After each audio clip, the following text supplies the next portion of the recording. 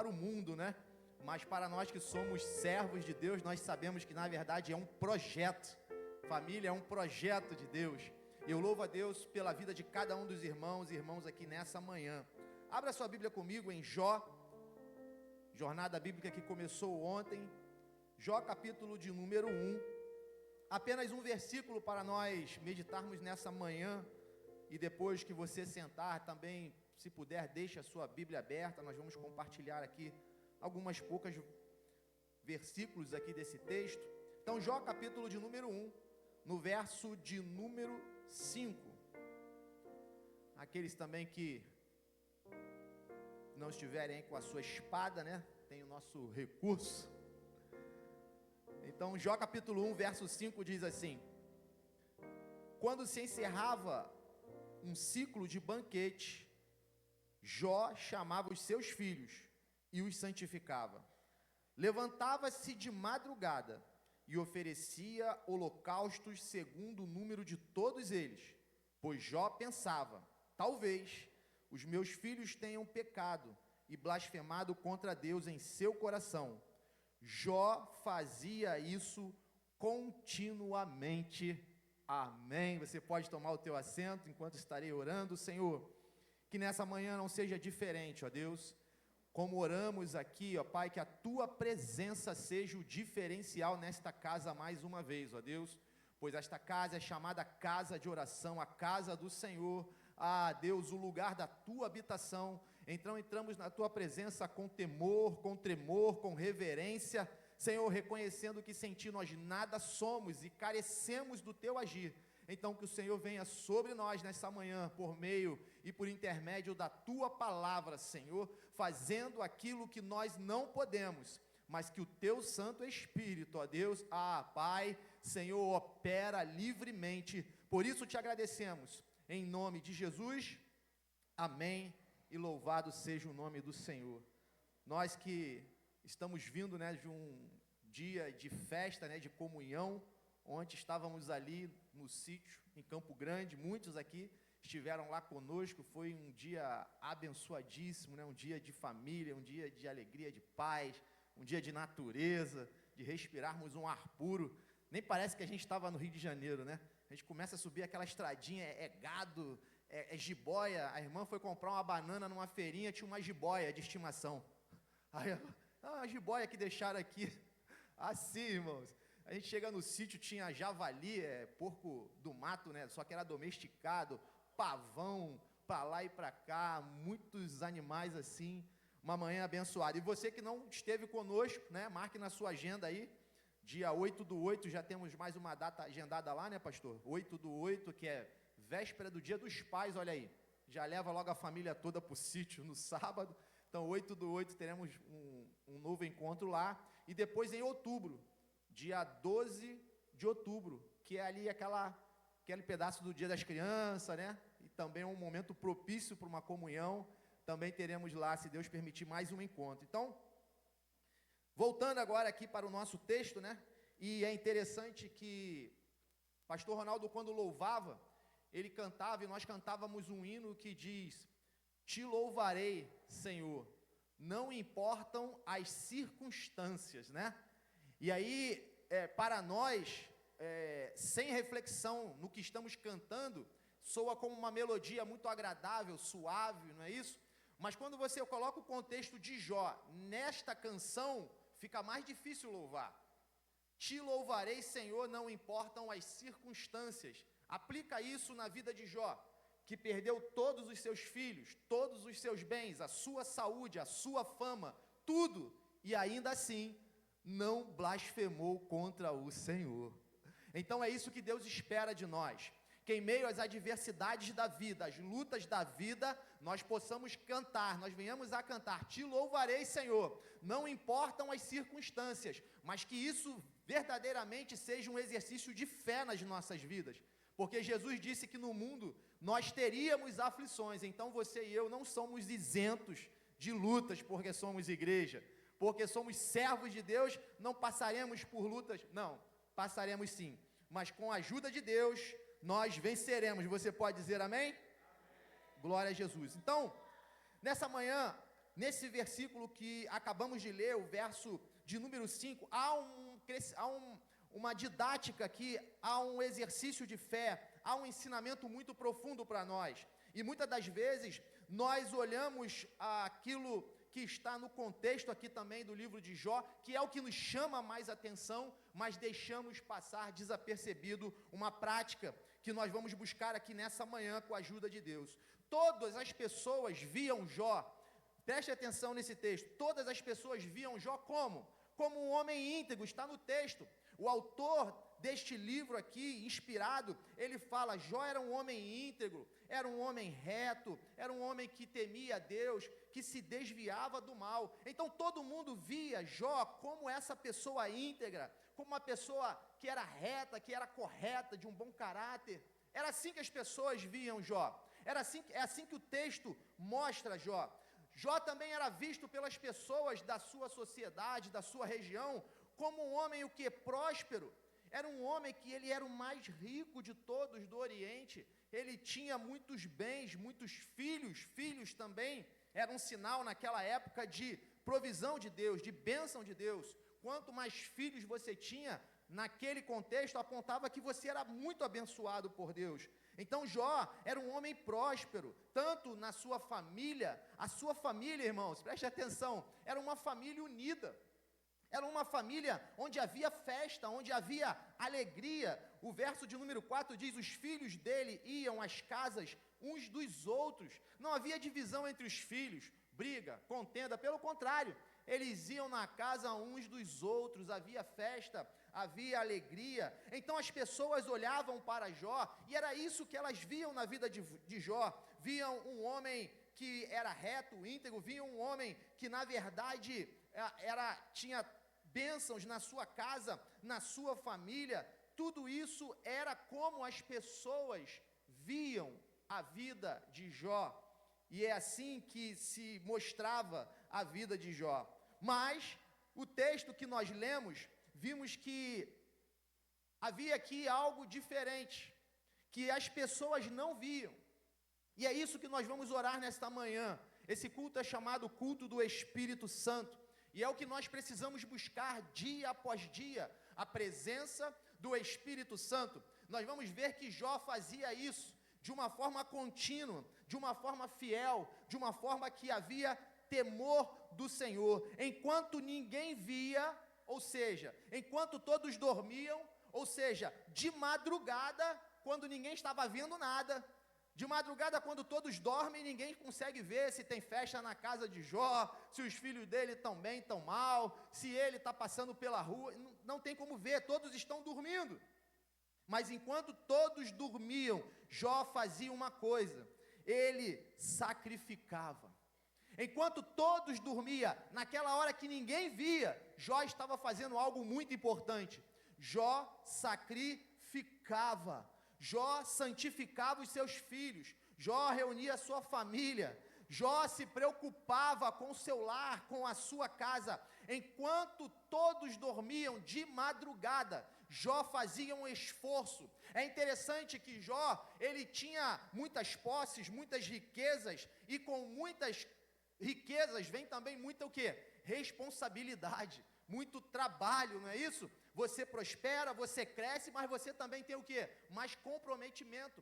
Muitas das vezes trabalhamos tanto que não temos tempo para usufruir do tanto que Deus nos abençoou. Então é necessário que haja um equilíbrio até nas nossas provisões. Para quê? Para que não seja em vão aquilo.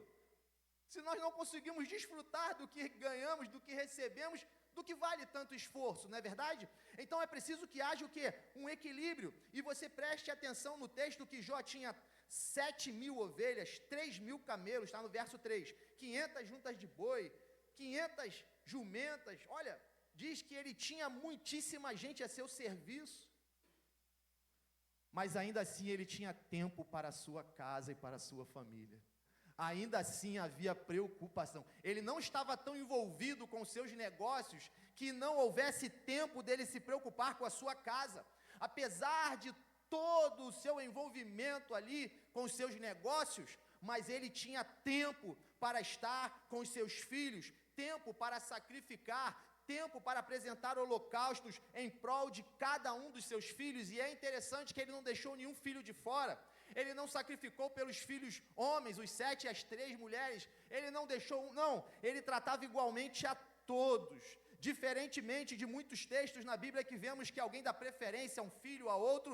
Jó levantava um holocausto, sacrificava um para cada filho, de forma que todos eram importantes para Jó. Então, esse texto ele começa a nos ensinar que o que vale na verdade, e o que vai fazer diferença na nossa casa, na nossa vida e na nossa família, não é aquilo que vem, que os homens veem em você e veem em mim. É aquilo que eu faço quando ninguém vê. É aquilo que você busca quando ninguém vê e ninguém sabe. É isso que vai fazer a diferença na nossa casa e na nossa família. Mas isso não é questão de um esforço humano, porque você pode pensar, mas então, né, é porque ele sacrificava, é porque ele fazia, e levar para um lado religioso.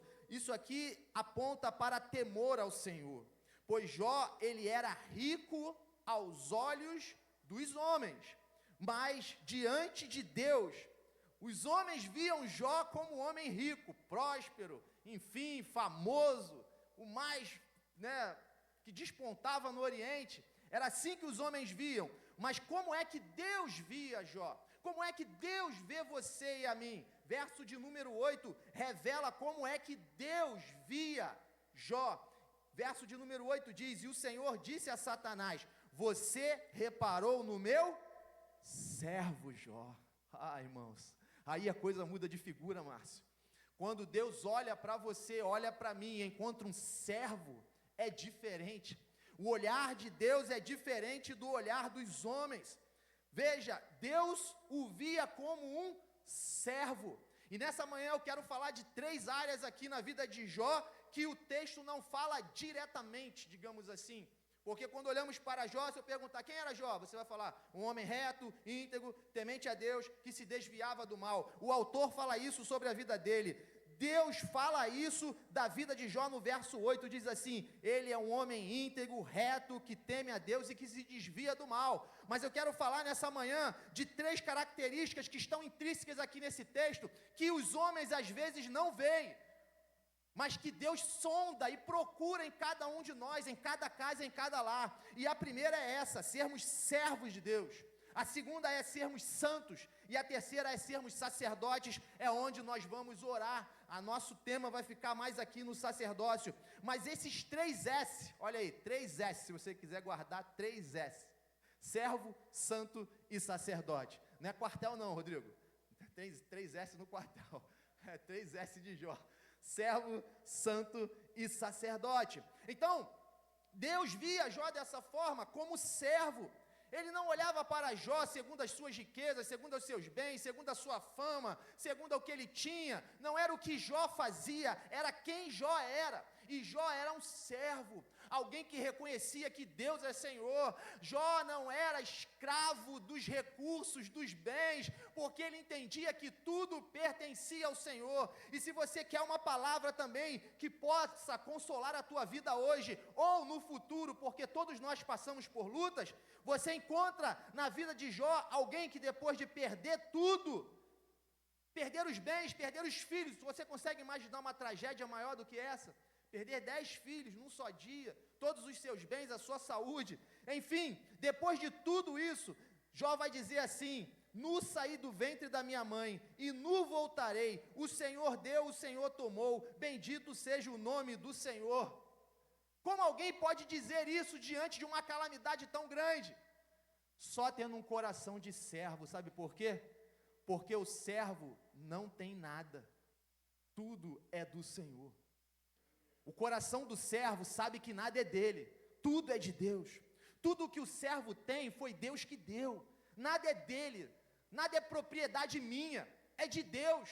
Então, quando a gente tem essa concepção, essa mente de servo, até mesmo nos momentos difíceis das nossas vidas, das perdas, nós conseguimos entender o que Jó está dizendo.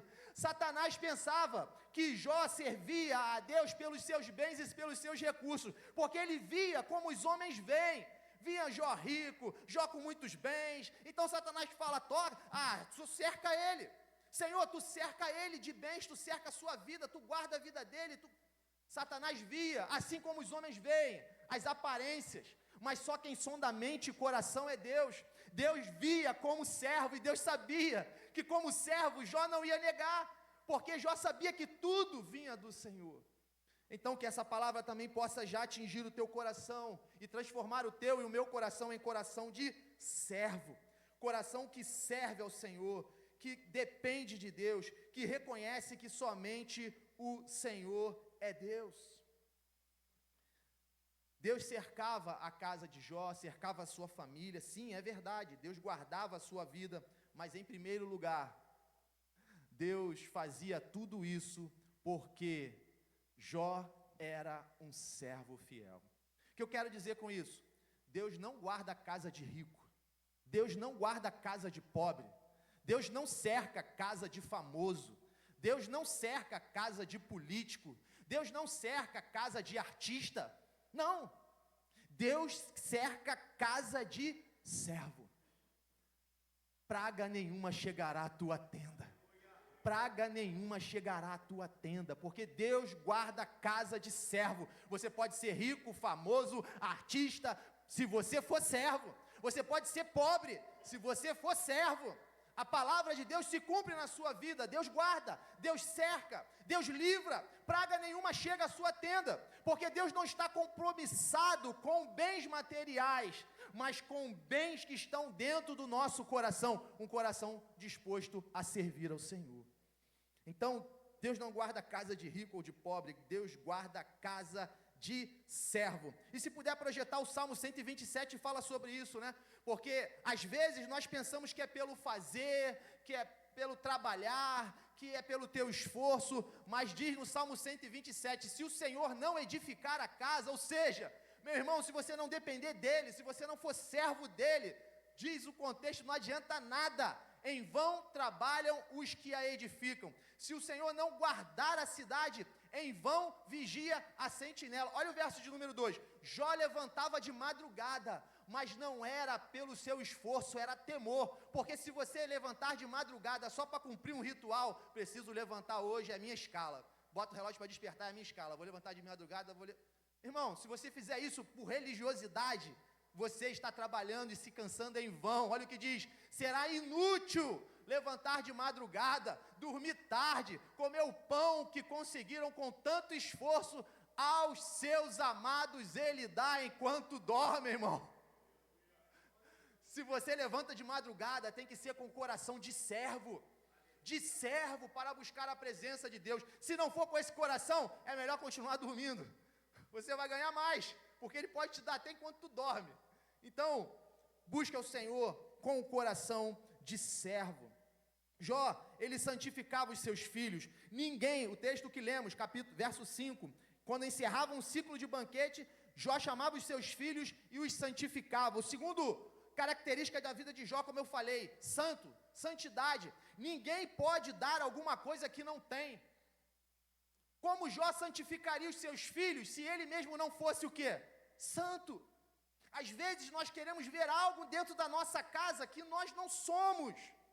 Diz o texto que Jó se desviava do mal, ele se separava, ele não se misturava, ele não se contaminava.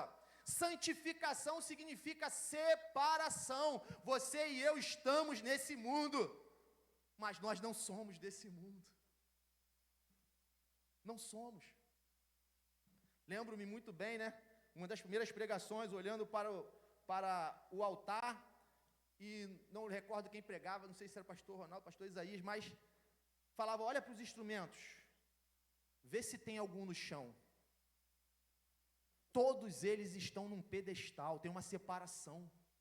O instrumento não pode ficar no chão por causa da umidade, não é isso? Os músicos aqui sabem, não pode deixar o instrumento no chão. Ferrugem, umidade, desafina. Há uma separação, está aqui, mas não está no chão. Você está no mundo, mas não é para se contaminar com o mundo. Há uma separação. Jó, ele se desviava do mal, ele não estava santificando os seus filhos, dizendo, faço o que eu digo, mas não faço o que eu faço.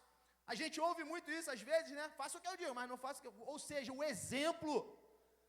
Santidade precisa vir de cima, vem de cima para baixo. O Senhor disse: sejam santos, porque eu sou santo. Então, quando alguém diz para você: olha, nós não somos, não, somos sim, precisamos ser sim santos, porque o Senhor disse: sejam santos, porque eu sou santo, vem de cima. É uma ordenança que vem do alto para nós. Jó não poderia santificar os seus filhos se ele mesmo não se desviasse do mal.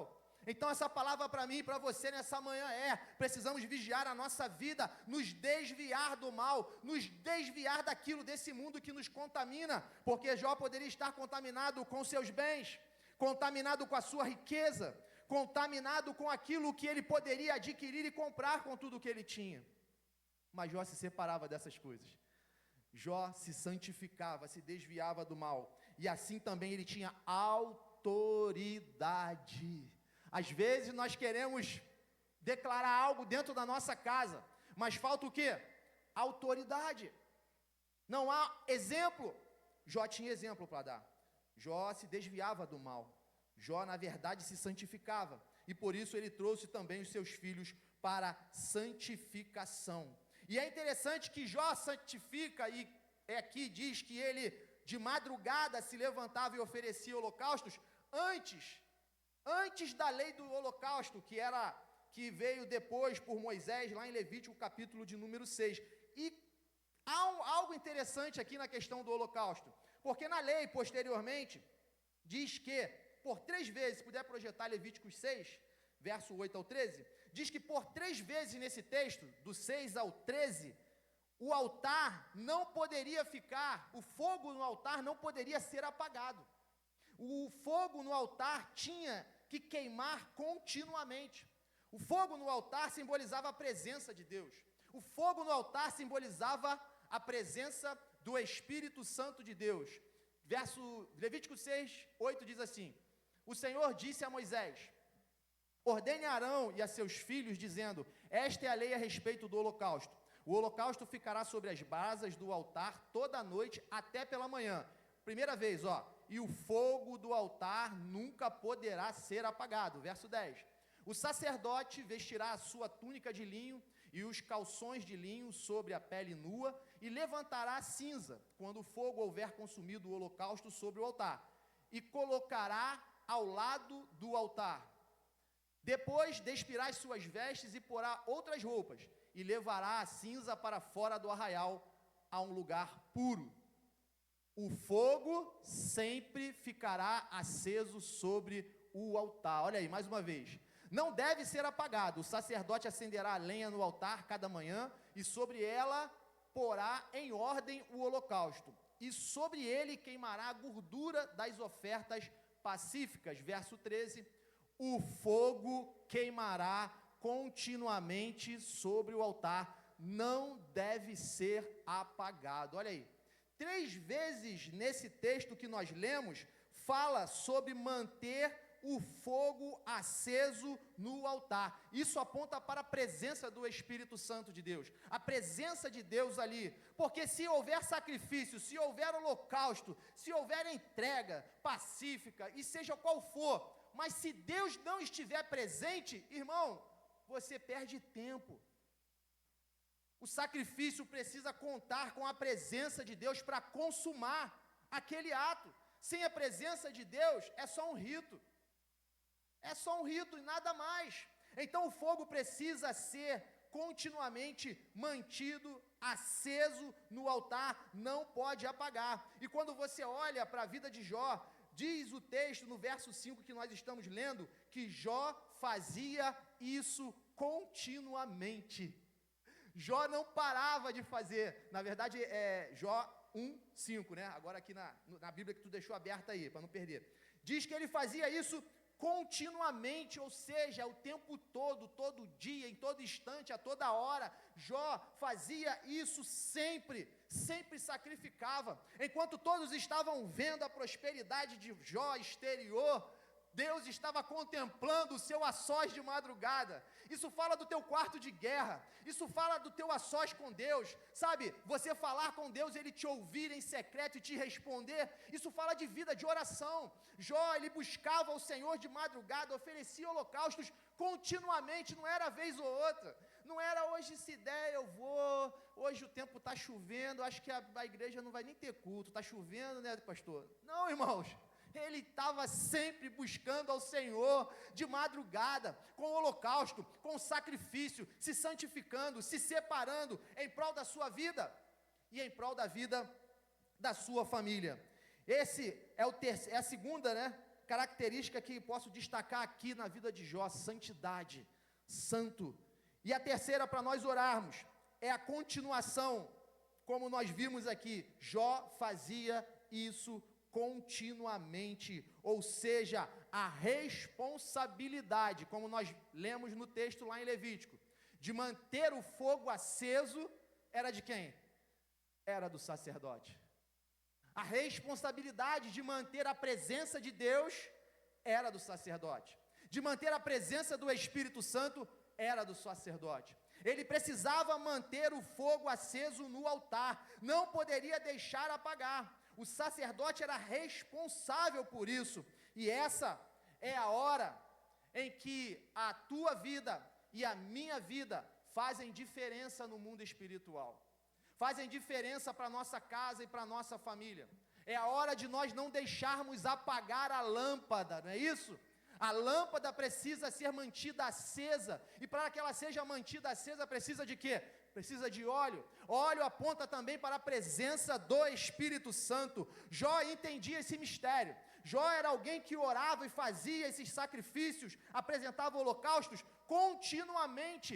Ele não precisava de um motivo concreto para orar, para sacrificar, porque ele pensava assim, talvez seus filhos nem poderiam ter pecado, mas olha, talvez. Pastor Ronaldo, na oração pela manhã, falava voluntariado. Olha, Deus não falou para ele, vai lá sacrificar, teus filhos pecaram, como Deus falou com Moisés, tu subiu lá embaixo, o povo já está pecando. Deus falou com Moisés, mas com Jó, Deus não precisou falar.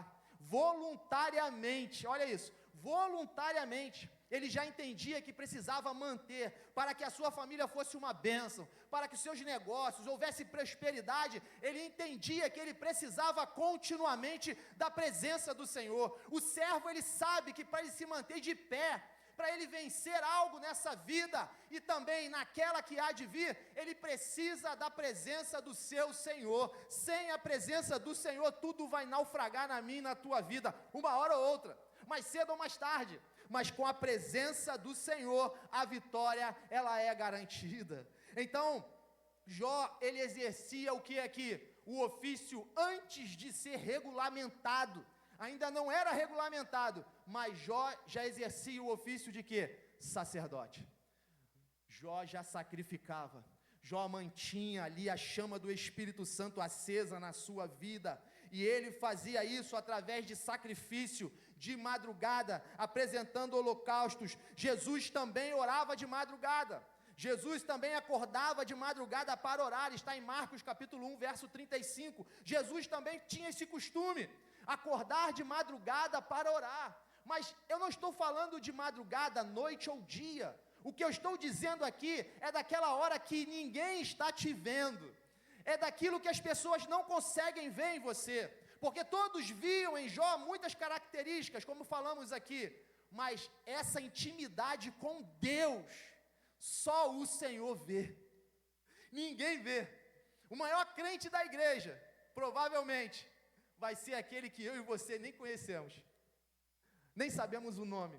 Talvez para Deus será e seja o maior crente da igreja. Sabe por quê? Porque no seu a sós, no seu quarto de guerra, no seu momento de sacrificar, nas madrugadas, tem intimidade com o Senhor. E Deus nos revela a vida desse homem, como eu falei, servo, santo e sacerdote, para nós trazermos também aplicações para a nossa própria vida. Porque se nós queremos também gozar daquilo que Jó está vivendo aqui, porque nesse primeiro momento, a sua vida é um sonho para muitos de nós. Mas Lembra que falamos das aflições? As aflições vão atropelar pela vida de Jó, mas você vai ver que o seu coração de servo, de santo, e os sacrifícios que ele apresentava durante toda a sua vida, encontraram graça diante de Deus. E no final da sua história você vai ver que Deus vai dar em dobro, irmãos. Vai dar em dobro. Mas nessa manhã eu quero orar com a igreja. Justamente nesse quesito chamado sacerdote. Você não pode deixar a chama do Espírito Santo apagar dentro da sua casa, na sua família. Você não pode querer que a sua casa seja santificada se você também não busca a santidade e a santificação. Nessa manhã estamos aqui para nos revestir também dessa graça, dessa santidade do Senhor. Estamos aqui para buscar esse revestimento que Jó conquistou. Como?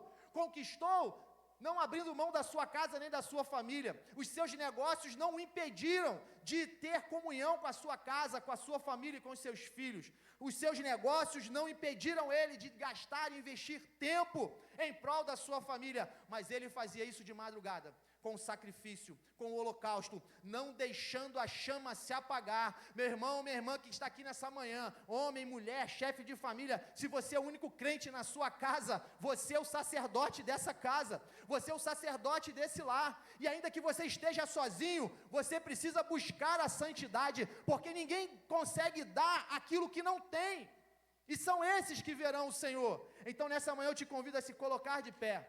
Nesses 3 S na vida de Jó, um coração de servo, um homem que buscava se separar, santo, e também um sacerdote que não deixava de sacrificar em prol da sua casa, da sua família. Jó continuamente fazia isso. Meu irmão, se você chegou aqui desanimado, se você já não estava mais buscando a presença do Espírito Santo com fervor dentro da sua casa, se você já tinha abandonado algumas práticas de leitura bíblica, de oração, se você está com dificuldade para fazer um roteiro de jornada bíblica, Deus te trouxe nessa manhã aqui, Deus nos trouxe aqui para renovar a nossa fé, para renovar a nossa comunhão com Deus, porque de nada adianta ter sacrifício, de nada adianta ter holocausto, de nada adianta ter bens nessa terra, de nada adianta ter muitos filhos, se nós não tivermos a presença de Deus. É a presença de Deus que vai consumir o holocausto, que vai aceitar a oferta da tua e da minha vida. Então que esse coração de servo agora, meu irmão, que você coloque em oração, em unidade. Senhor, nós queremos apresentar a Ti nesta manhã o nosso coração, Pai, porque, Senhor, Jó era visto pelo exterior, aquilo que viam na vida de Jó, festa, família, muitos filhos, muitos bens. Senhor, as pessoas tinham uma imagem de Jó, mas o Senhor, somente o Senhor, conhecia Jó de uma forma especial. Tu conhecia o coração de Jó, tu visitava ele nas madrugadas, quando ninguém via, Senhor, tu estava ali com teu servo.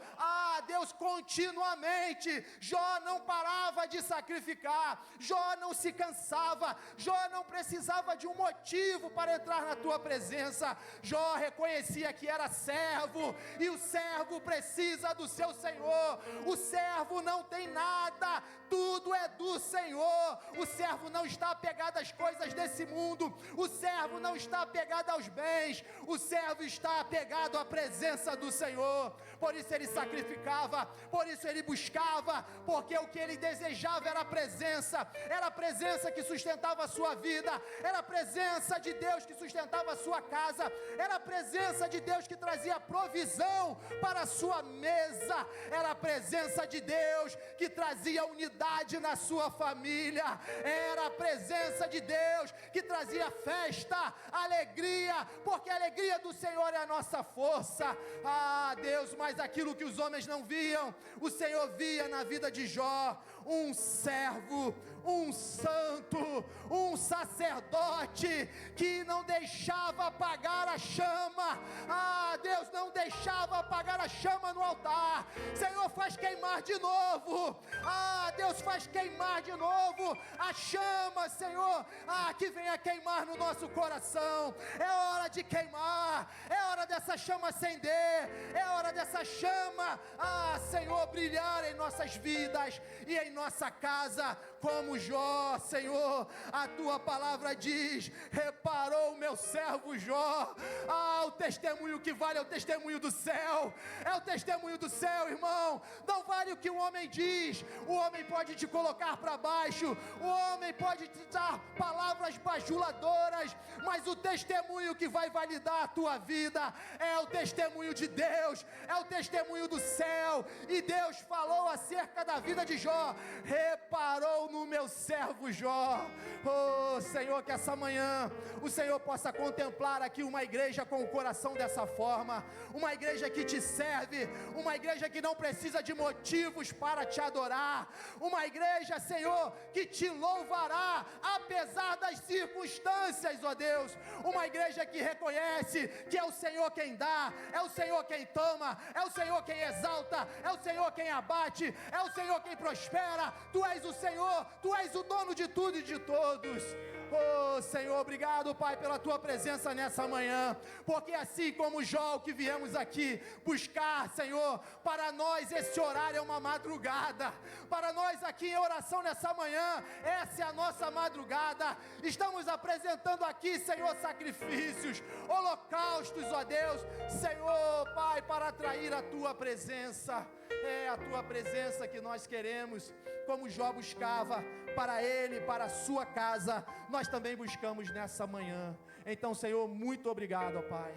Senhor, que os corações aqui nessa manhã tenham recebido, Deus, dessas virtudes de servo, de santo e de sacerdote, em nome de Jesus. Se você crê que recebeu também esse revestimento, aplauda o Senhor, glorifique a Ele. Aleluia! Louvado seja o Teu nome, Senhor. Aleluia! Glória a Jesus. Aleluia. Aleluia. A igreja pode se assentar, os irmãos escalados para os dízimos, ofertas, por favor, nos ajude.